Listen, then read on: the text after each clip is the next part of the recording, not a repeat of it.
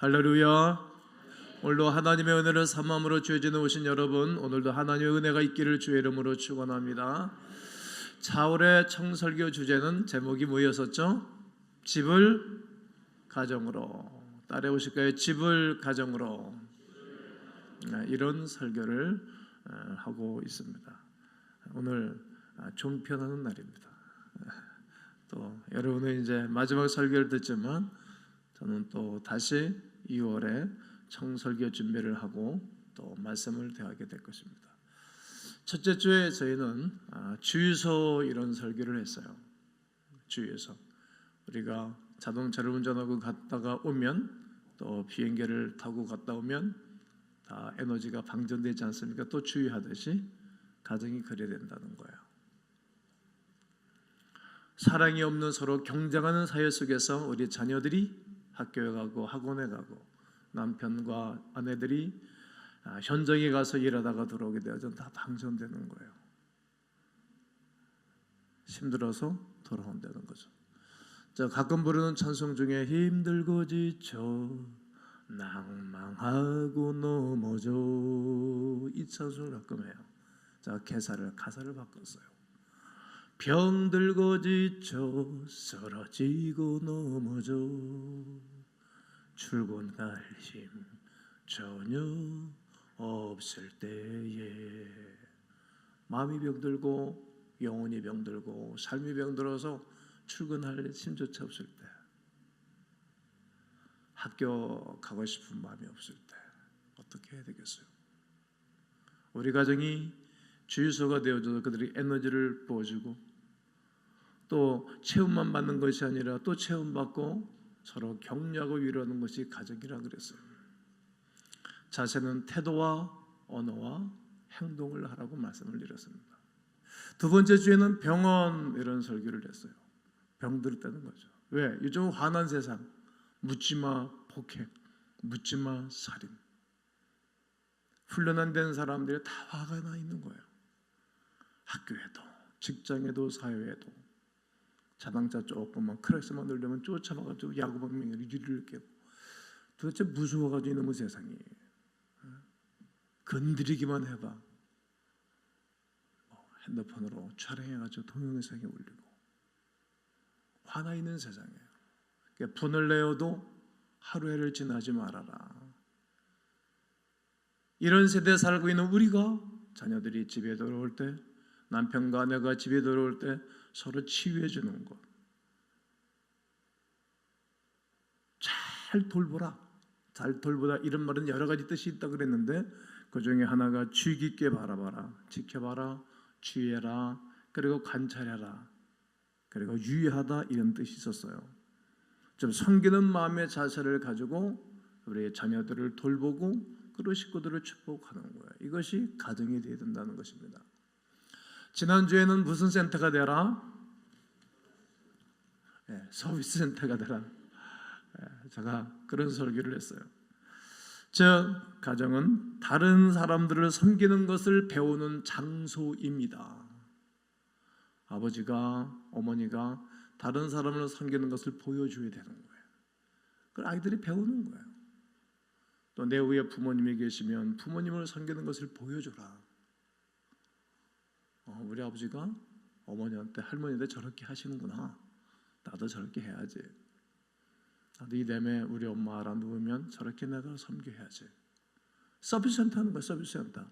우리 자동차나 텔레비전이나 에어컨이나 세탁기가 문제 있을 때 서비스 센터 콜을 하면 직원들에서 다 상세하게 고쳐주잖아요. 그것이 가정이라는 거예요. 우리가 섬기는 모습을 보여주면서 자녀들이 섬기는 리더로 세워져 가고, 가정에서부터 그것을 훈련하고 보고 배움으로 말미암아 이 세상을 변화시키는 예수님의 사람으로 만들어가는 것이 가정입니다. 오늘은 마지막 번인 신학교입니다. 따라해 보실까요? 신학교. 가정이 신학교가 되어야 된다는 말입니다. 믿음의 가정은 사회의 다른 기관들이 해줄 수 없는 영적 훈련을 해줄 수가 있습니다. 우리의 가정은 특히 우리들의 자녀들에게 다른 곳에서 해줄 수 없는 영적 교육을 해줄 수 있는 곳이 가정입니다. 우리의 가정을 영적 훈련해주는 신학교로 만들어야 됩니다. 많은 사람들은 신학교에 가면 사람들이 다 변한다고 생각합니다. 그렇지 않습니다. 신학교에 가면 사람들이 다 배운다고요? 그러지 않아요. 최고의 신학교, 최고의 배울 수 있는 것은 가정입니다. 제가 바울에 대해서 연구해 보면 바울은 신학교를 하지 않았어요. 구약에서 엘리야는 선지생들을 기르는 그런 학교를 했지만, 합숙 훈련을 했지만 바울은 그리하지 않았어요. 에베소에 가서 3개월 동안 열심히 말씀을 전했던데 거기서 예수를 영접하는 사람들이 그냥 교회를 맡기고 떠나는 거예요. 가정교회도 맡기고 떠나는 것이 바울의 신앙 삶이었어요. 나중에 그 유명한 교회를 디모데가, 나이 어린 디모데가 가서 목회를 하지 않습니까? 그러니까 다른 방법이 없으니까 편지를 써서 목회 서신을 써보내는 것입니다. 따로 학교를 만들어서 가서 공부시킨 것이 신학교가 아니라는 거예요. 요즘 학교도 물론 큰 일을 하지만 다 상업적인 요소가 너무 커서 문제가 있어요. 저는 신학을 할 때 딱 2번 학교를 그만두려고 그랬죠. 여러 가지 이유 때문에. 그러나 이것도 훈련 코스다, 배울 수 있는 곳이다 생각해서 여러분 딜레마에 딱 2번 빠졌는데 이겨내고 시험을 감당하고 신학을 마쳤습니다. 성경은 우리에게 분명히 말합니다. 우리의 영적 훈련의 가장 중요한 장소는 우리의 가정입니다. 할렐루야. 영적 훈련 장소는 가정이라는 거예요. 가정을 영적 훈련을 해주는 신학교로 만들어야 할 것입니다. 신학교가 운영되기 위해서는 신학교에 교수가 있어야 되고 학생들이 있어야 되겠죠. 그럼 누가 교수냐? 서로 교수가 되는 거예요. 아버지가 교수가 돼서 아이들을 가르치고 또 때로는 아이들이 교수가 돼서 아버지, 어머니를 가르치는 거예요. 먼저 아버지가, 어머니가 이 땅에 계셨기 때문에 우리를 도와줬지만 그러나 모르는 게 많아요. 인간은 다 안다 그런 말이 어디 있겠어요. 평생 배워야 되겠죠. 우리 교회들도 보면 아버지 어머니가 곁길로 다른 길로 가는 부모를 위해서 눈물로 기도하는 애들이 많아요. 오히려 자녀들에게 복음을 받아들이고 예수를 영접하고 교회 나중에 헌신자들이 돼요. 섬기고 있습니다. 그러니까 아이들이 때로는 교수가 되고 또 부모가 학생이 되는 거예요. 그것이 가정입니다. 그것이 신학교라는 말입니다. 특히 부모라는 교수는 무엇보다 중요한 위치를 차지하고 있다는 것은 말하지 않아도 잘 아실 것입니다. 그러면 우리가 질문해 보야 하는 것은 바로 이것이지요. 가정을 신학교로 만들기 위하여 가족 구성원들은 어떤 역할을 해야 되는 것입니까? 우리 가정을 신학교로 만들기 위하여 어떻게 해야 되겠는가? 오늘 에스라서 7장에서는 우리에게 잘 가르쳐주고 계십니다. 오늘 어떤 본문을 말하고 계시는 것입니까? 우리는 말씀을 연구해야 합니다. 따라해 보실까요? 말씀을 연구해야 합니다. 10절 말씀을 다 함께 읽자고 말씀드렸는데 다시 한번 읽을 겁니다. 시작. 에스라가 여호와의 율법을 연구하여 준행하며 율례와 규례를 이스라엘에게 가르치기로 결심하였었더라. 오늘 읽은 본문은 주전 458년에 일어난 사건입니다. 에스라는 율법 박사로 바벨론에 와서 예루살렘으로 돌아왔지요. 바벨론에 팔렸던 에스라는 어떻게 예루살렘으로 무사히 돌아올 수 있었던 것입니까? 이스라엘 백성을 원래 제사하는 민족입니다. 즉 예비하는 사람들이에요. 그런데 그들은 예비를 드리지 않아요. 제사를 드리지 않아요. 제사를 형식적으로 드리되 마음과 생각은 딴 데가 있어요. 이스라엘에서 그랬던 왕이 한 사람이 있어요. 사울 왕이었어요. 사울 왕이 맨 처음에는 여호와의 말씀을 따라 준행하다가 나중에 그가 하나님 말씀을 버려요. 그래서 하나님, 네가 나의 말씀을 버렸으니 나를 버렸으니 나도 너희를 버려 백성들이 너를 쳐내게 될 거다. 버릴 거라는 거예요. 망한 사람 중에 대표적인 왕이 사울 왕입니다. 이처럼 이스라엘 백성들이 하나님의 말씀을 버렸어요. 우상을 섬겼어요. 바알과 아세라를 섬겼어요. 그러다 가나안 종교라 그래요. 섞였어요. 하나님의 백성들이 세상 사람들을 변화시키고 세상 사람들의 지대한 영향을 끼칠 그들이 오히려 세상 사람들의 노는 그 방법, 그 세상 문화로 들어갔어요. 하나님이 너무 싫은 거였어요. 여러분 자녀들이 경건하고 의로운 학생들과 살아가는 게 좋습니까? 아니면 엉망인 학생들과 어울리는 게 좋습니까? 이런 얘기예요. 그래서 그들은 하나님이 마음 아프지만 힘들지만 그들을 바벨론의 손에 넘기는 거예요. 아이들이 다 붙잡혀가고 죽임을 당하고 노예처럼 살아갔던 것입니다. 에스라는 고민한 거예요. 이게 도대체 뭐냐? 우리가 하나님의 백성으로 하나님의 거룩한 영광을 선포할 백성들이 왜 망하냐? 하나님이요 어찌된 일입니까? 그는 연구를 한 것이었습니다. 우리가 하나님을 버렸구나. 하나님을 찾은 거예요.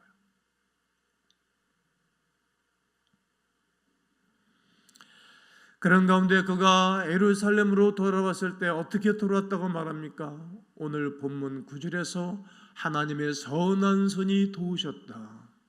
하나님의 선한 손이 때가 되니까 도우셔서 그가 예루살렘에 돌아와서 백성들을 앉혀놓고 말씀을 증거하기를 시작하는 것입니다.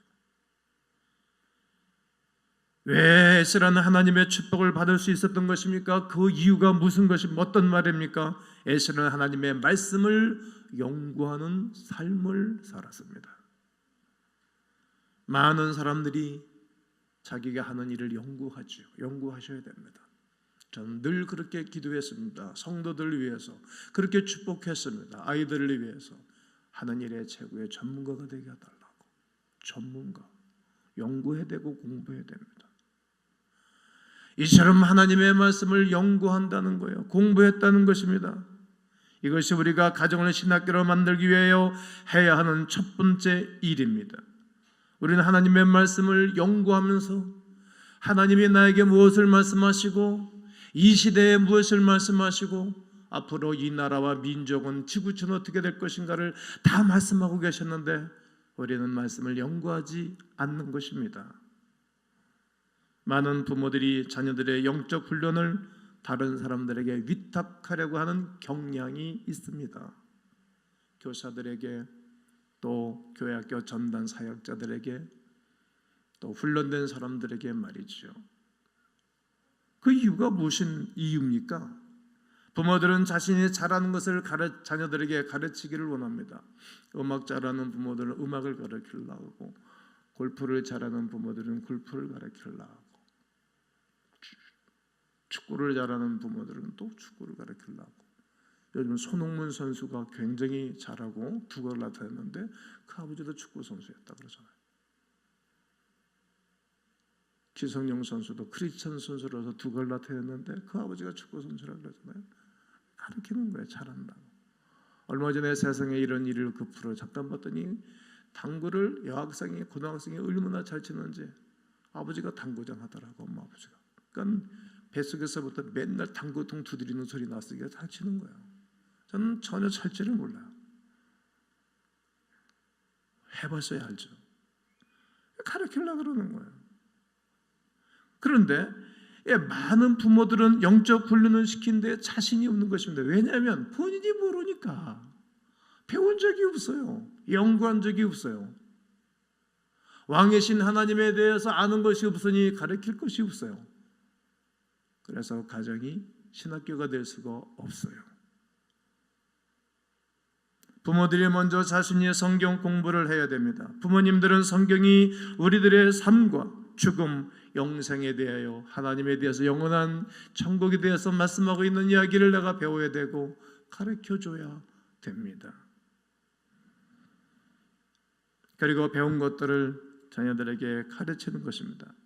그러나 너무 많은 기독 부모님들이 성경에 대해서 모르지요. 그 이유가 무슨 이유입니까? 그 이유는 성경을 읽지 않고 공부하지 아니해서 그러합니다. 살아가는 자녀들에게 성경을 알려주고 싶어도 알지 못하니 말할 수가 없습니다. 우리가 알지 못하면 가르칠 수 없지요.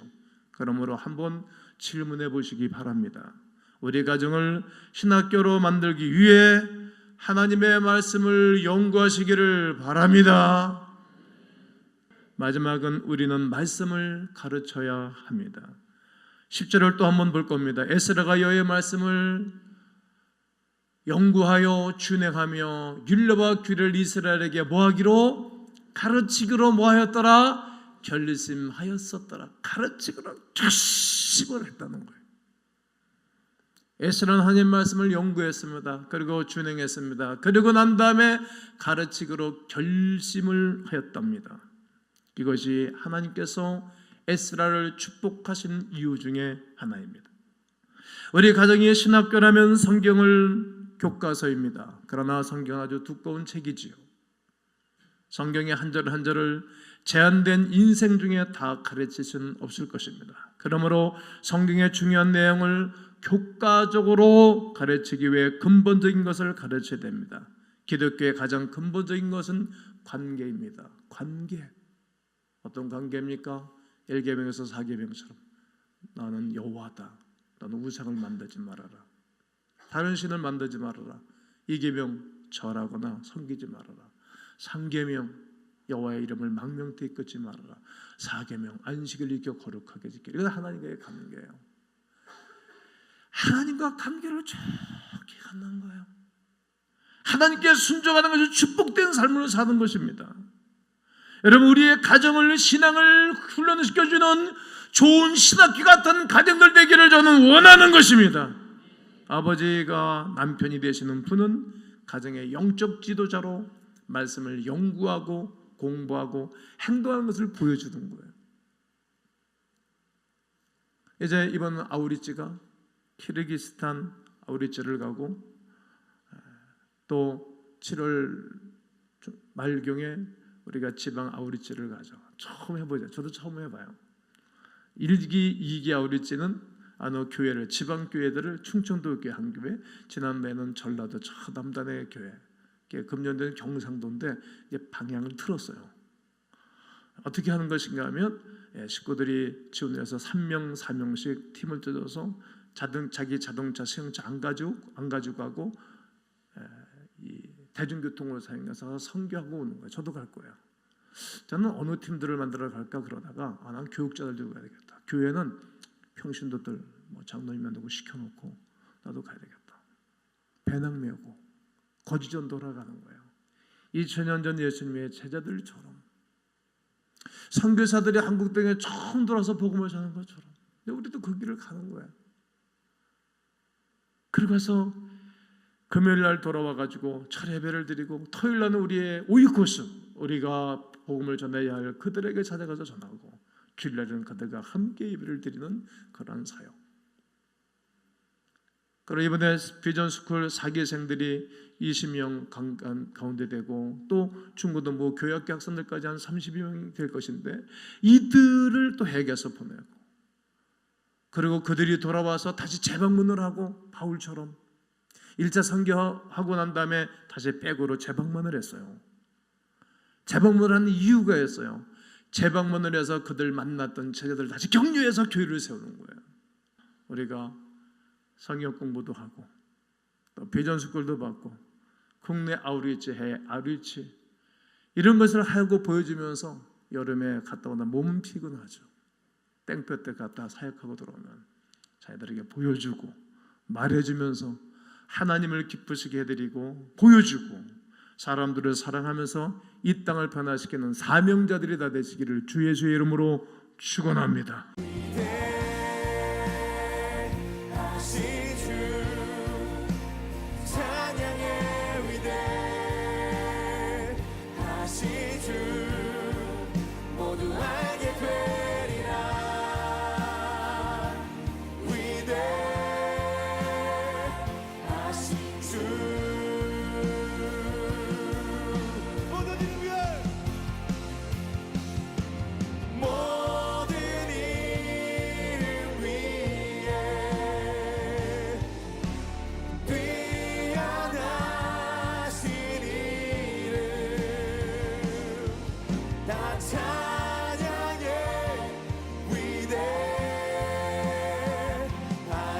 주